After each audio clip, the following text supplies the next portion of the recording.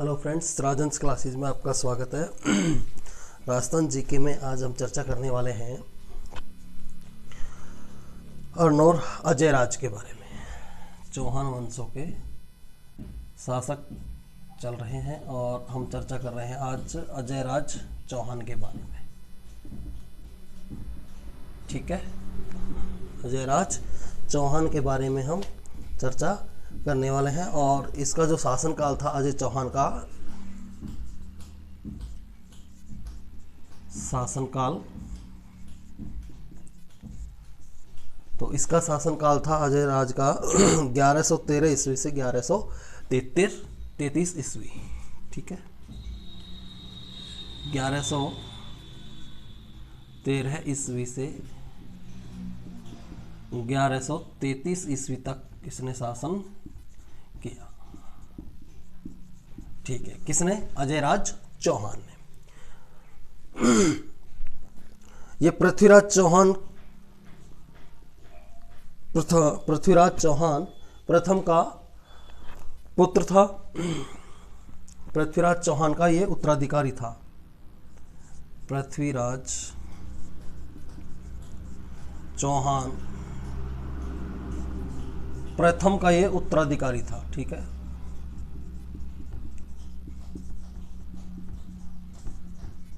किसका उत्तराधिकारी था मित्रों? पृथ्वीराज चौहान प्रथम का उत्तराधिकारी था। यह चौहान वंश का दूसरा सबसे शक्तिशाली शासक था, जबकि पहला विग्रहराज द्वितीय सबसे प्रतापी शासक था। और विग्रहराज के बाद यह है चौहान वंश का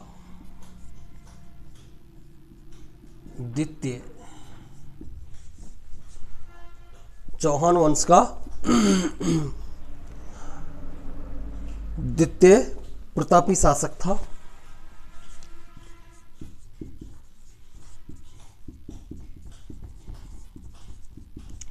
चौहान वंश का द्वितीय प्रतापी शासक था अजयराज चौहान, जबकि प्रथम प्रतापी शासक चौहानों के जो प्रारंभिक शासक हुए हैं, इन प्रारंभिक शासकों में सबसे प्रथम या सबसे अधिक प्रतापी शासक विग्रहराज द्वितीय को माना जाता है। किसको माना जाता है? प्रथम विग्रहराज द्वितीय को। ठीक है, किसको माना जाता है? पहला प्रतापी शासक विग्रहराज द्वितीय को, जबकि द्वितीय प्रतापी शासक अजयराज चौहान को माना जाता है। पृथ्वीराज चौहान के काल में इस साम्राज्य का निर्माण काल माना जाता है। पृथ्वीराज चौहान के काल में इस चौहान वंश के काल के निर्माण का समय माना जाता है। पृथ्वीराज विजय के अनुसार अजय राज ने पृथ्वीराज विजय के अनुसार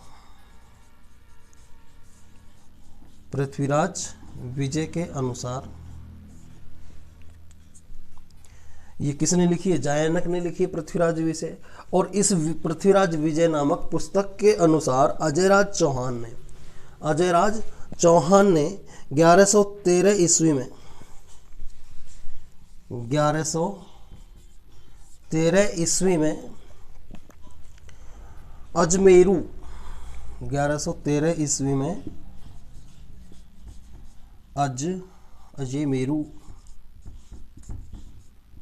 नगर बसाया था। अजमेरू नगर बसाया था, जिसे आजकल अजमेर कहा जाता है। क्या कहा जाता है मित्रों? आजकल अजमेर कहा जाता है। इसको कब बसाया गया? 1113 ईस्वी में। किसके द्वारा? अजयराज चौहान के द्वारा बसाया गया था। और इस अजयराज चौहान ने इसे अपनी राजधानी बनाया। कब? 1113 ईस्वी में, जब ये शासन पर बैठा या शासक बना। ठीक है, अजयराज को अजयराज चक्री भी कहा जाता है। इसको अजयराज चक्री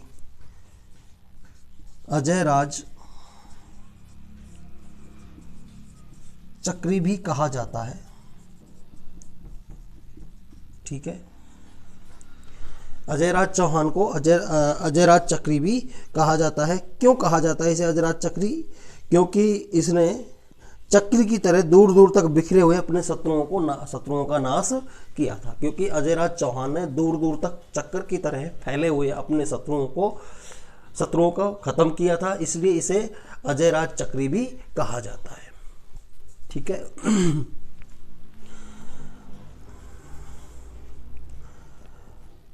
इसलिए इसने अनेक शत्रुओं को पराजित किया जो दूर दूर तक फैले हुए थे, दूर दूर के क्षेत्र तक फैले हुए थे, इसलिए इसे अजय चक्री कहा जाता है, या इसे अजयराज या चक्रवर्ती विजय कहा जाता है। क्या कहा जाता है? इसे चक्रवर्ती राजा कहा जाता है। किसको? अजयराज चौहान को। तो कई बार कंपटीशन में पूछा जाता है कि चौहान वंश का चक्रवर्ती शासक था अजयराज चौहान, जिसने 1113 ईस्वी से 1133 ईस्वी तक शासन किया। 1113 ईस्वी में इसने अजमेरू नामक नगर बसाकर उसे अपनी राजधानी बनाया। अजयराज ने श्री अजयदेव व अजय प्रिय द्रसम नाम से चांदी के सिक्के चलाए। जो अजयराज चौहान इस चौहान वंश का सबसे द्वितीय प्रतापी शासक था। पहला प्रतापी शासक इस वंश का जो प्रारंभिक राजाओं में, ये ध्यान रखना, प्रारंभिक राजाओं की बात हो रही है, प्रारंभिक काल की बात हो रही है। प्रारंभिक शुरुआत या चौहान वंश के शुरुआती काल में जो प्रतापी शासक हुए हैं उनमें से दूसरा प्रतापी शासक था अजयराज चौहान। पहला विग्रहराज द्वितीय था। इसने श्री अजय देव या अजय प्रिय द्रसम, इसने श्री अजय देव या अजय प्रिय द्रसम, अजय प्रिय द्रसम नाम से चांदी के सिक्के चलाए। किसने? अजयराज चौहान ने श्री अजयदेव अजय प्रिय द्रसम नाम से चांदी के सिक्के चलाए, नाम से चांदी के सिक्के चलाए। ठीक है।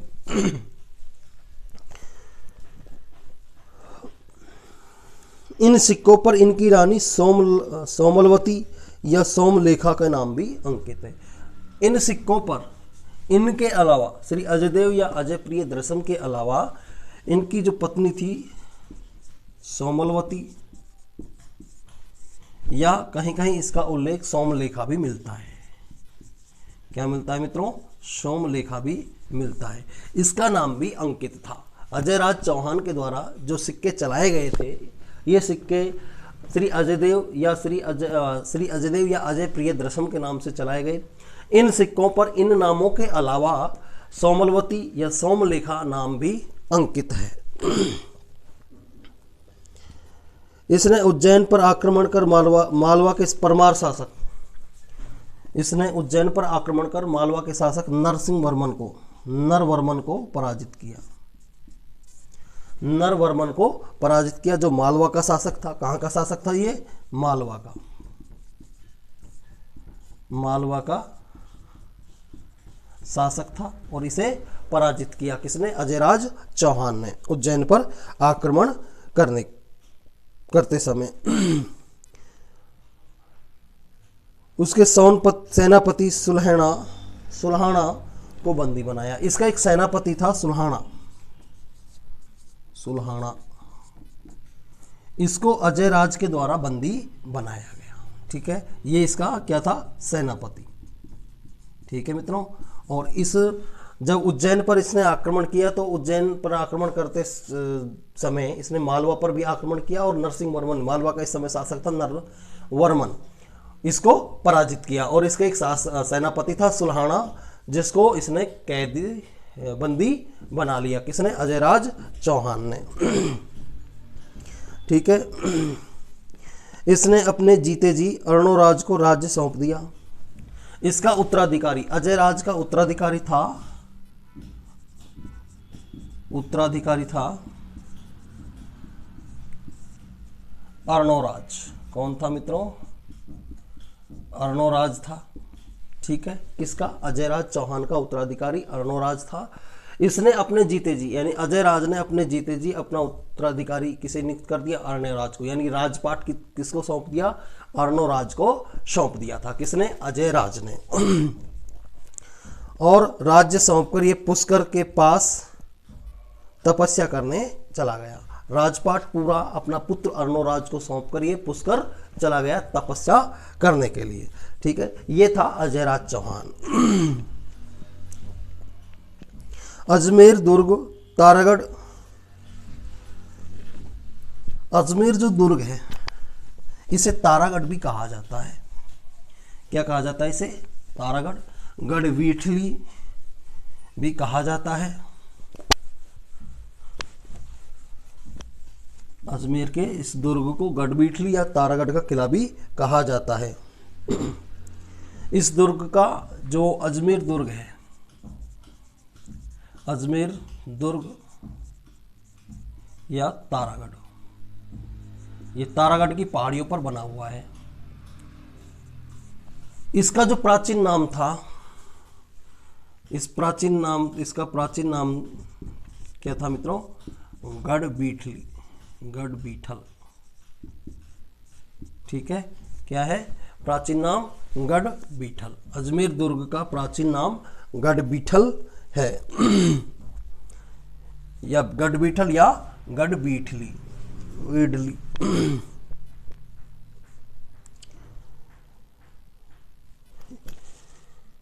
इसका वर्तमान नाम तारागढ़ है। आजकल इसे क्या कहा जाता है? तारागढ़ कहा जाता है। पहले इसे अजमेर दुर्ग के नाम से बसाया गया था।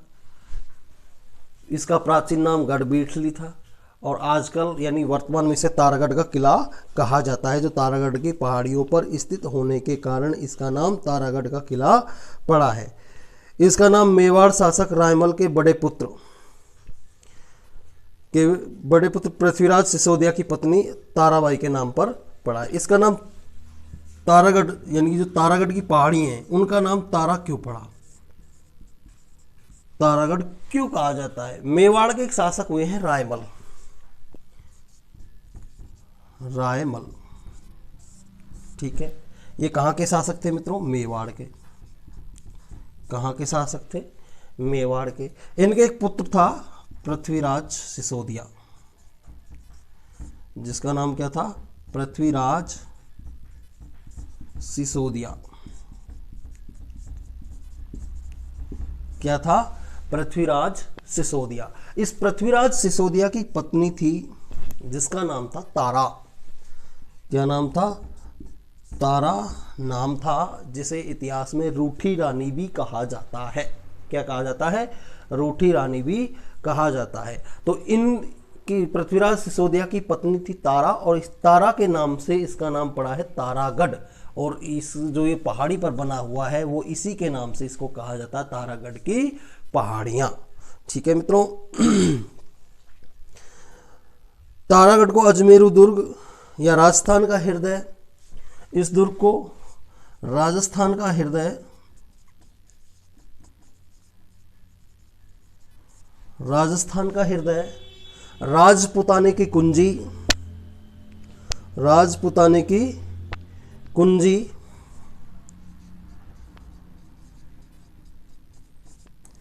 की कुंजी, अरावली का अरमान,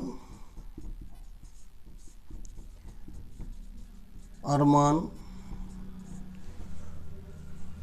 इसे अजमेर का जो किला है, तारागढ़ का जो किला है, इसे अजमेर दुर्ग, राजस्थान का हृदय, राजस्थान का हृदय, राजपुताने की कुंजी और अरावली का अरमान, गढ़बीठली आदि नामों से जाना जाता है। अजमेर का जो दुर्ग है या तारागढ़ जो दुर्ग है जो अजमेर में स्थित है, इस दुर्ग को राजस्थान का हृदय, राजपुताने की कुंजी, अरावली का अरमान, गढ़बीठली आदि नामों से जाना जाता है। ठीक है, इसका निर्माण 1113 ईस्वी में अजयराज ने करवाया था। किसने करवाया था? अजयराज ने करवाया था। इस दुर्ग में विश्वपहबर ने इस दुर्ग को विश्वपहबर, विश्व में पहचान दिलाने वाले एक अंतरराष्ट्रीय इतिहासकार विश्वपहबर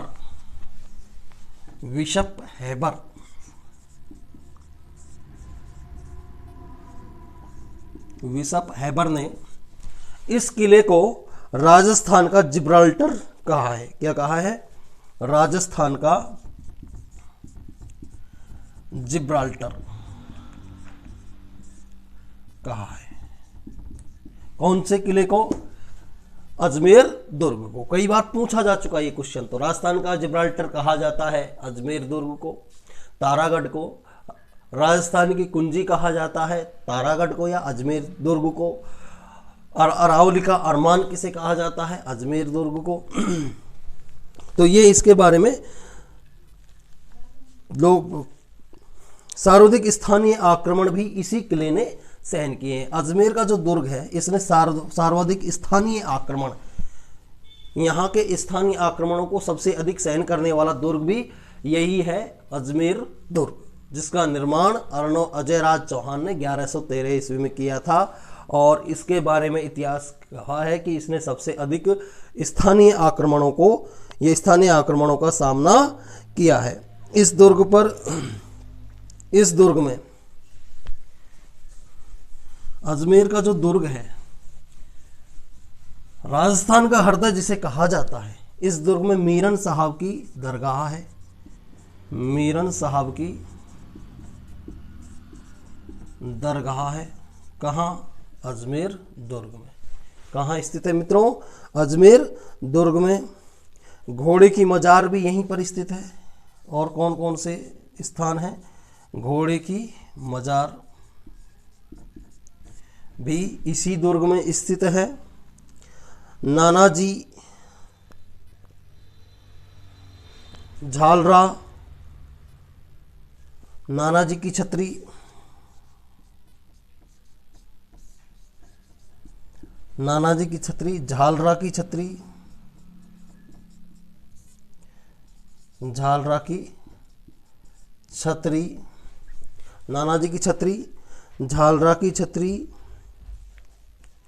और रूठी रानी उमादे तारा देवी, जो रायमल के पुत्र पृथ्वीराज सिसोदिया की पत्नी थी, इसे रूठी रानी उमादे की छतरी भी इसी किले में स्थित है, जो कहाँ है? अजमेर में।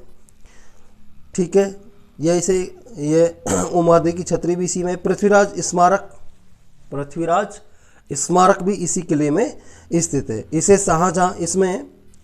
इसी किले में शाहजहां के पुत्र का जन्म हुआ। शाहजहां के पुत्र कौन था? दारा सिकोहा का जन्म हुआ। ठीक है, इस अजमेर दुर्ग में शाहजहां के पुत्र दारा सिकोहा का जन्म भी हुआ है।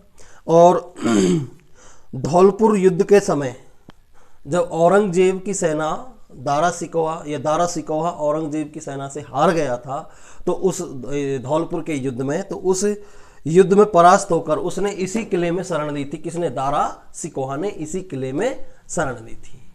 कौन से किले में? अजमेर के किले में। और इसी किले में इसका जन्म हुआ है। इसके अलावा इस किले में मीरन साहब की दरगाह है, घोड़े की मजार है, नानाजी की छतरी है, झालरा की छतरी है, रूठी रानी उमादे की छतरी है और पृथ्वीराज का स्मारक बना हुआ है इस किले के अंदर। ठीक है, दारा सिकोहा का भी जन्म इसी किले में हुआ। और धौलपुर युद्ध में जब औरंगजेब से वो परास्त हुआ तो उसने भागकर यहीं इसी किले में शरण ली। ठीक है, अजमेर में घुंगरू घाटी,